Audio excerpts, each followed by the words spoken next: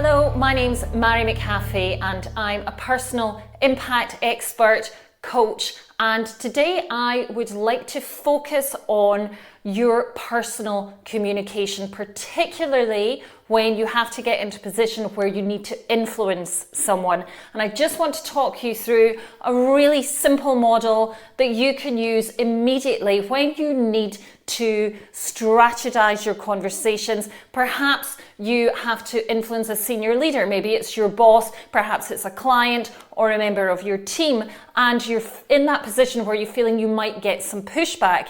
And sometimes we get anxiety about that, thinking about, well, what's the other person going to say? How are they going to object to this? So this model, it's called the proof model, is just a really simple way to pin your conversation together. It could also be used for a presentation, or perhaps it's an email that you need to send. So the first thing is you have to state your position or your proposal.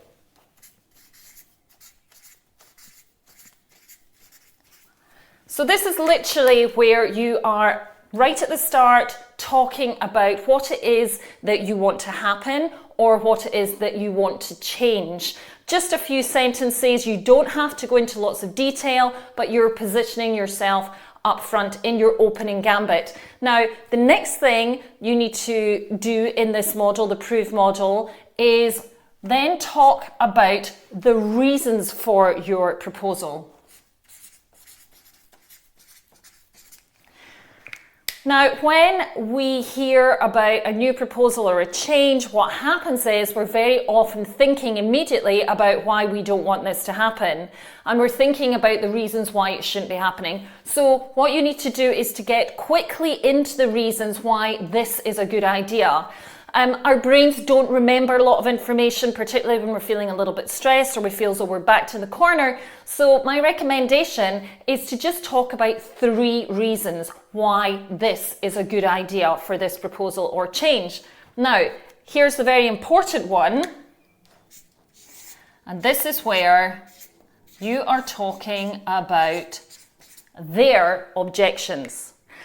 So again, what happens?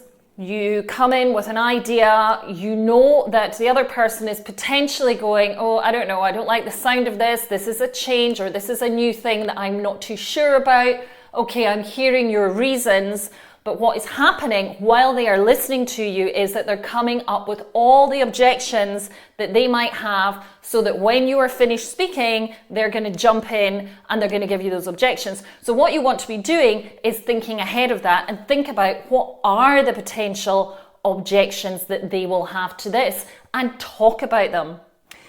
So if you can flush out every kind of objection you think they might have and you mention it, you lay it on the table, what happens is the other person starts to think, oh, hang on a minute, they care about me, they care about my opinion, they've really thought about why I might push back on this. Now I'm interested, I'm listening to them, and you're putting yourself in a position of collaboration with that other person, and they feel valued. It also helps you to stop worrying about, oh my goodness, when are they going to stop me, to start saying, hang on a minute, here are my objections. So flush them out as much as you possibly can. Then what you need to do is to back all of this up, back up your proposal, and this is where we verify. Or you could call it social proof. And we are all into social proof nowadays. Now, this is not talking about the number of likes you have on your Instagram account or who's looking at your Facebook. This is, we all like to know what other people are doing so that we can then benchmark and measure our own performance against that. So coming in here and verifying is saying, okay, so my proposal is this. The reasons for the proposal are that, 1, 2, 3. Now, I understand you may have another opinion about this and your objections might be this, all of which are valid.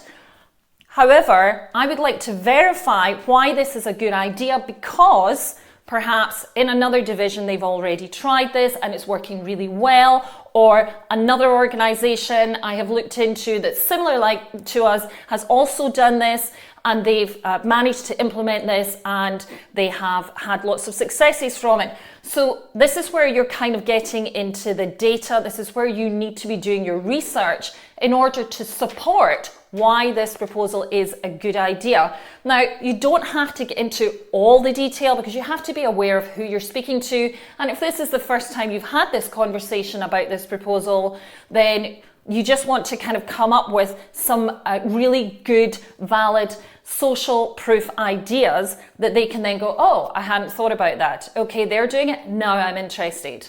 So once you've done all of this, what we're doing now is, well, we're getting to the end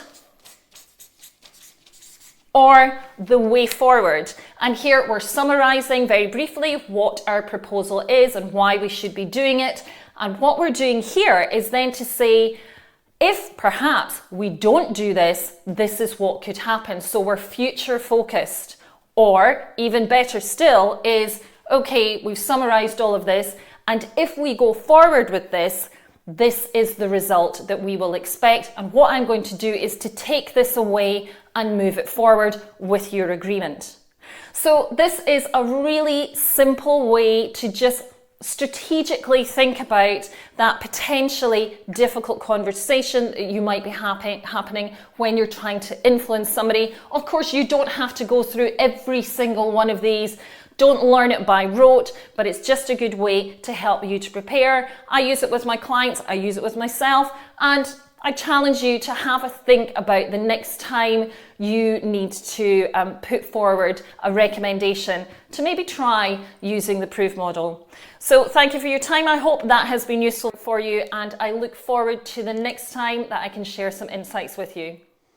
Thank you for watching. I hope that's given you just a simple strategy for being able to influence people. In the next video, we're going to be talking about feedback, that kind of scary word that we're very often unsure about what that feedback is going to look like, and also how to give it to other people. So very often we just avoid it. So I will be sharing a very simple model with you about how we pin those conversations together, and I look forward to seeing you in the next video.